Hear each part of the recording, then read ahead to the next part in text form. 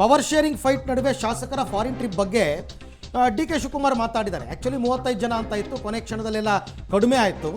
35 ಶಾಸಕರ ತಂಡ ಅರ್ಧಕ್ಕರ್ಧ ಇಳಿದದ್ದು ಯಾಕೆ ಅನ್ನೋದು ಪ್ರಶ್ನೆ. ಡಿ ಕೆ ಶಿವಕುಮಾರ್ ಹೇಳಿಕೆಯಿಂದ ಟೂರ್ ಲೆಕ್ಕಾಚಾರ ಏರುಪೇರಾಯ್ತಾ?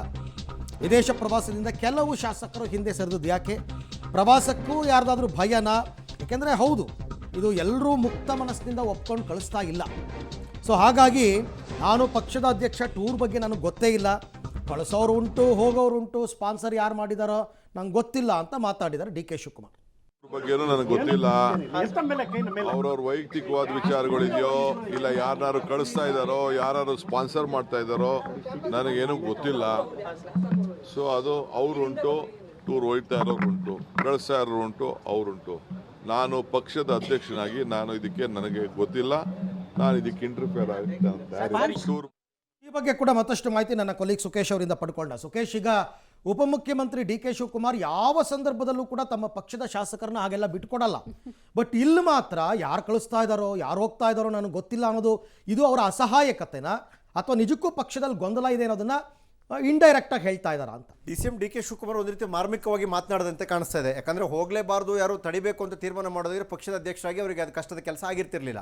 ಆದರೆ ಅವರು ಅದರ ಬಗ್ಗೆ ನಾನು ಗಂಭೀರವಾಗಿ ಪರಿಗಣಿಸೇ ಇಲ್ಲ ಅನ್ನುವಂಥ ದಾಟಿಯಲ್ಲಿ ಮಾತನಾಡಿದರೆ, ಮತ್ತು ಯಾರು ಕಳಿಸ್ತಿದ್ದಾರೋ, ಯಾರು ಹೋಗ್ತಿದ್ದಾರೋ, ಯಾರು ಸ್ಪಾನ್ಸರು ಏನೋ ನನಗಂತೂ ಗೊತ್ತಿಲ್ಲ ಅನ್ನುವಂಥ ಮಾತಿನಲ್ಲಿ ಒಂದು ರೀತಿಯ ಮಾರ್ಮಿಕತೆ ಇದ್ದಂತೆ ಕಾಣಿಸ್ತಾ ಇದೆ. ಆ ಮೂಲಕವಾಗಿ ಯಾರ್ಯಾರಿಗೆ ಏನೇನು ಸಂದೇಶವನ್ನು ರವಾನಿಸಬೇಕೋ ಆ ಸಂದೇಶವನ್ನು ರವಾನಿಸುವ ಮತ್ತು ಇದನ್ನು ಅಷ್ಟು ಗಂಭೀರವಾಗಿ ಪರಿಗಣಿಸಿಲ್ಲ ಅನ್ನುವಂಥ ಸಂದೇಶವನ್ನು ಬಿಟ್ಕೊಡುವಂತಹ ಮಾತುಗಳನ್ನಾಡದಂತೆ ಕಾಣಿಸ್ತಾ ಇದೆ.